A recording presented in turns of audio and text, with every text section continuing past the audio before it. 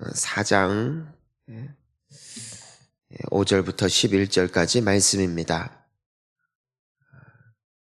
계시록 4장 5절부터 11절. 자, 우리 함께 한 목소리로 말씀 봉독합니다. 보좌로부터 번개와 음성과 우레소리가 나고 보좌 앞에 켠 등불 7이 있으니 이는 하나님의 7영이라. 보좌 앞에 수정과 보좌 가운데와 주위에 네 생물이 있는데 앞뒤에 눈들이 가득하더라. 그 첫째 생물은 사자 같고 그 둘째 생물은 송아지 같고 그 셋째 생물은 얼굴이 사람 같고 그 넷째 생물은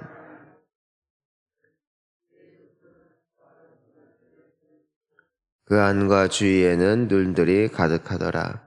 그들이 밤낮 쉬지 않고 이르기를 거룩하다 거룩하다 거룩하다 주 하나님 곧 전능하신 이여 전에도 계셨고 이제도 계시고 장차 오시리시라 하고 그 생물들이 보좌에 앉으사 세세토록 살아계시는 이에게 영광과 존귀와 감사를 돌릴 때에 24장로들이 보좌에 앉으신 이 앞에 엎드려 세세토록 살아계시는 이에게 경배하고 자기의 관을 보좌 앞에 드리며 이르되 우리 주 하나님이여 영광과 존귀와 권능을 받으시는 것이 합당하오니 주께서 만물을 지으신지라 만물이 주의 뜻대로 있었고 또 지으심을 받았나이다 하더라. 아멘.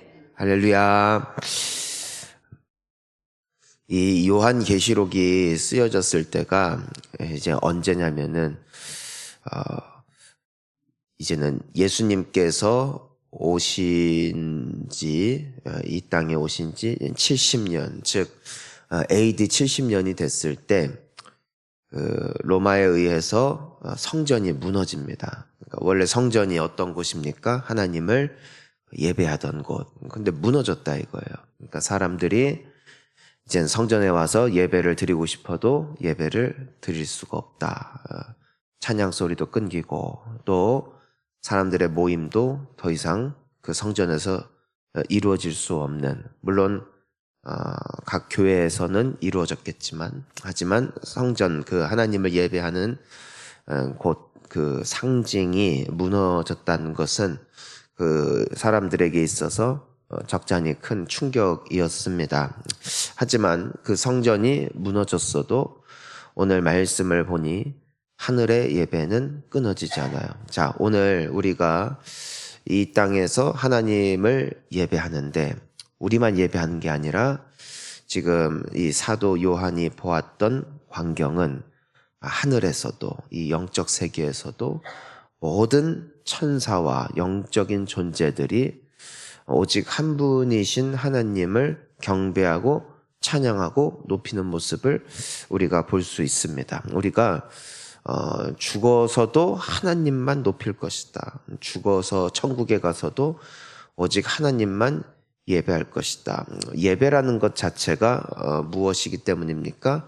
그 하나님이라는 분을 인간이라는 혹은 피조물이 비로소 깨닫게 될 때 드려질 수밖에 없는 게 예배예요. 우리가 굉장히 존경하는 인물이나 혹은 내가 참 만나고 싶었던 사람을 만날 기회가 주어지면은요, 보자마자 누가 뭐라고 안 해도 고개가 숙여지고 인사를 하게 됩니다. 그리고 감히 또 정말 어떤 팬이 자기가 좋아하는 스타를 만나게 되면은 감히 눈도 못 마주치고 그냥 소리만 지르고 그러니까 그게 자연스러운 반응이에요. 자연스러운 반응.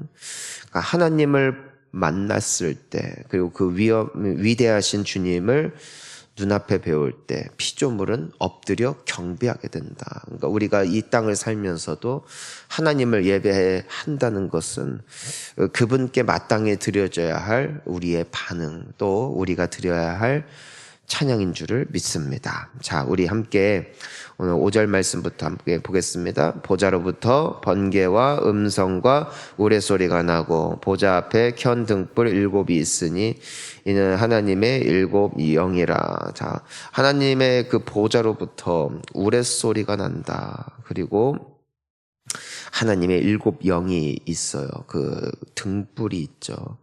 그러니까 하나님의 그 어제는 우리가 보았던 하나님의 모습은 빛이셨고, 또 오늘 말씀을 보니까 그분은 천둥과 같은 우레소리, 그분의 음성. 그러니까 그분을 앞에 볼 때 모든 피조물은 엎드려요.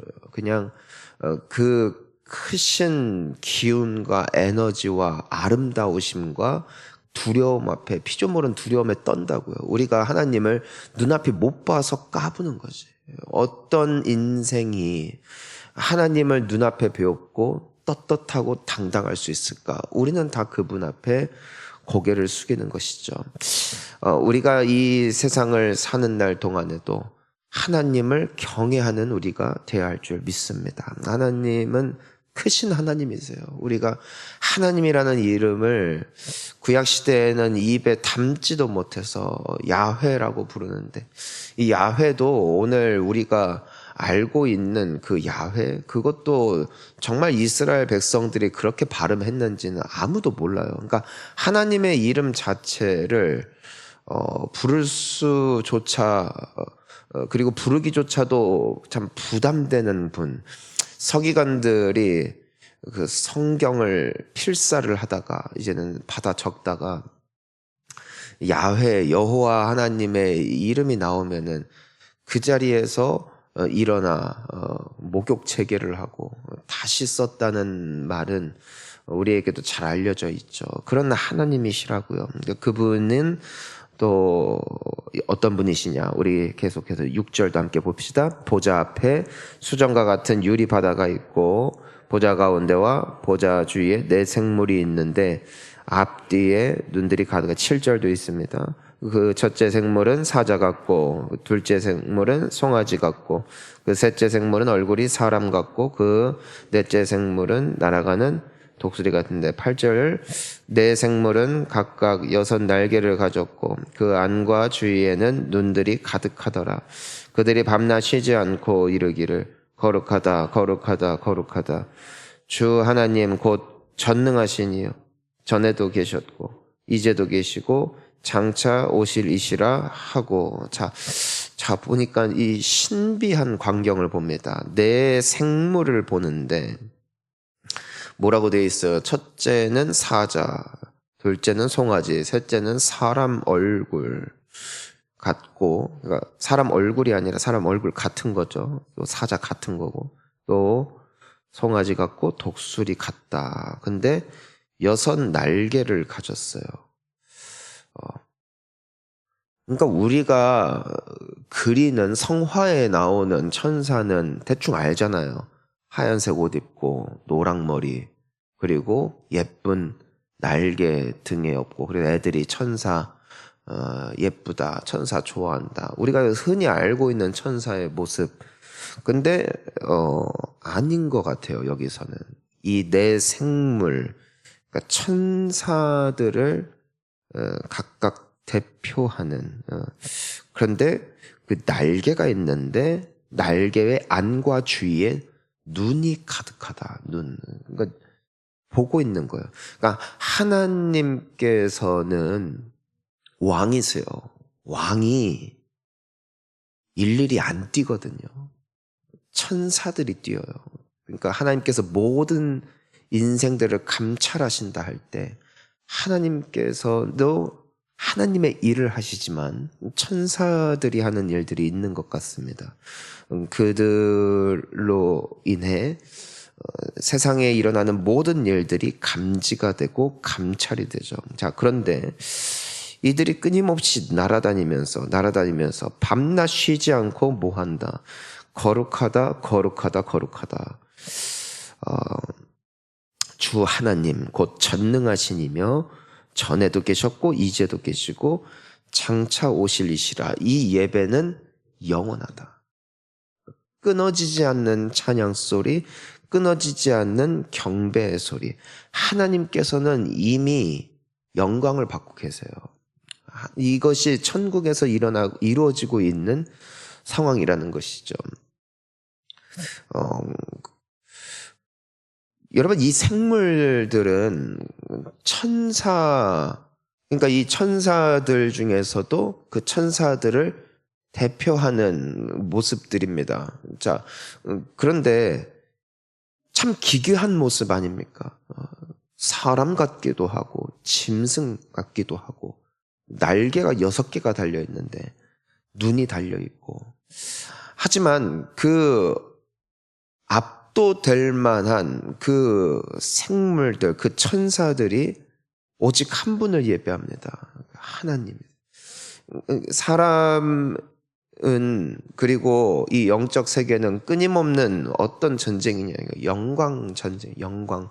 누가 영광을 취할 것이냐. 그러니까 하나님만 영광 받으시는 곳이 천국이고, 성도는 바로 이 천사들과 같이 하나님만 예배하는 거예요. 하루 종일 하나님만 찬양하잖아요.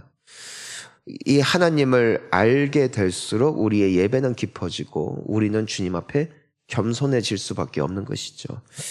자, 우리 9절 함께 읽겠습니다. 그 생물들이 보좌에 앉으사 세세토록 살아계시는 이에게 영광과 존귀와 감사를 10절입니다.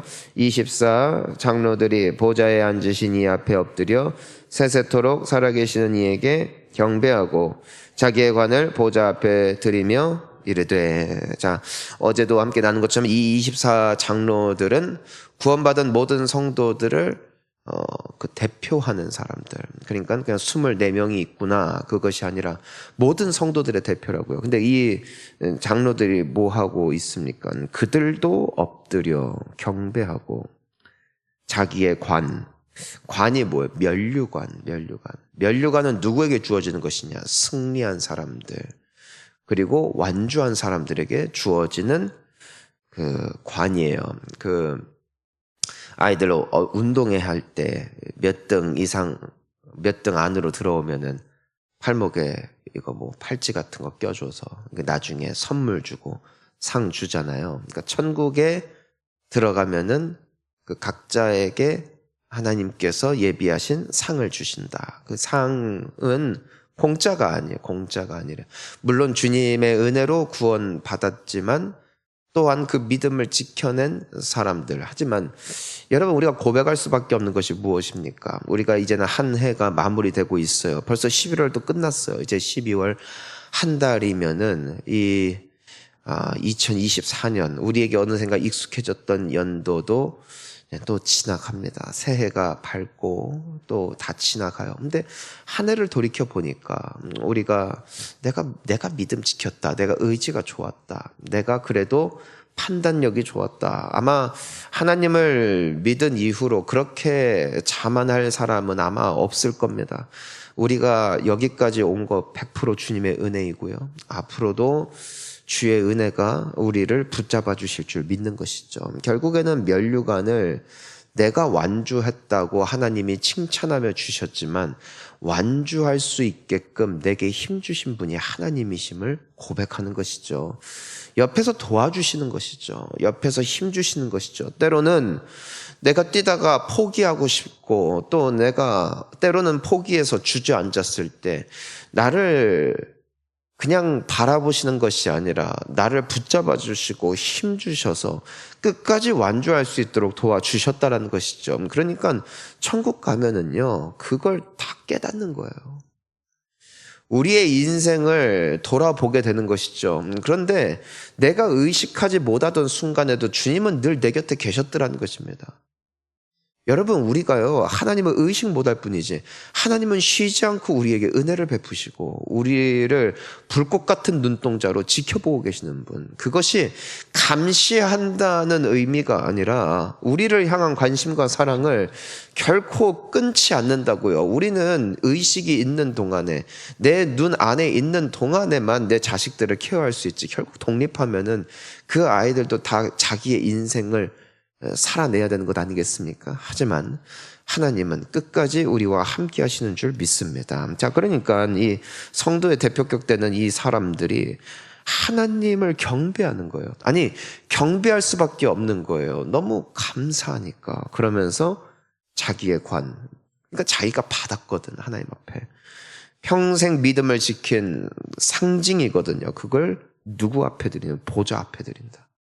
하나님, 당신 것입니다. 당신 것입니다. 그러면서 뭐라고 말합니까? 11절 함께 있습니다. 우리 주 하나님이여 영광과 존귀와 권능을 받으시는 것이 합당하오니 주께서 만물을 지으신지라 만물이 주의 뜻대로 있었고 또 지으심을 받았나이다 하더라. 아멘. 그러니까 뭐라고 하는 거예요? 당신만이 영광과 존귀와 권능을 받는 게 합당합니다. 당신만이 합당합니다. 내가 아니라 오직 당신만이 영광 받으시기를 원합니다. 그러니까 뺏는 게 아니죠. 관을 내어놓는 것이죠. 예배는 하나님이 강제하시는 게 아니에요. 내가 항복하는 거예요. 예물은 하나님께서 강요하시는 게 아니에요. 내가 그분 앞에 자원함으로 드리는 것이에요. 예배는 억지가 아니에요. 하나님은 예배를 구걸하지 않으세요. 하나님은 그분의 존재 자체가 예배받기에 합당한 분이시고요. 성령 하나님으로 말미암아 영의 눈이, 영의 세계가, 영의 감각이 열린 사람들은 그 위대하신 하나님 앞에 엎드리는 것이 어찌 보면 우리에게 내재된 본능이며 또한 피조물이 마땅히 드려야 할 예배인 줄 믿습니다. 이것이 우리가 천국 가면 보게 될 광경. 모든 성도들이 하나님 앞에 경배할 거예요. 모든 성도들이 자기가 쌓아왔던 모든 하나님께서 베풀어 주신 그 선물을 하나님 앞에 자원함으로 드릴 거예요. 당신만 받으소서. 당신만 받으소서. 즉 천국은 예배가 시작되는 곳에서 이미 천국은 시작된 것이고 하나님을 인정하고 하나님을 높이는 데서부터 이미 하나님의 나라는 열리는 줄 믿습니다. 우리가 함께 아마 이 땅을 살아가는 동안에도 마땅히 영광 받으실 하나님, 그분을 높이는 예배자로서 또 오늘 하루도 또 앞으로 남은 인생도 승리하는 우리 모두가 될 수 있길 예수님의 이름으로 축복합니다. 함께 우리 기도하시겠습니다.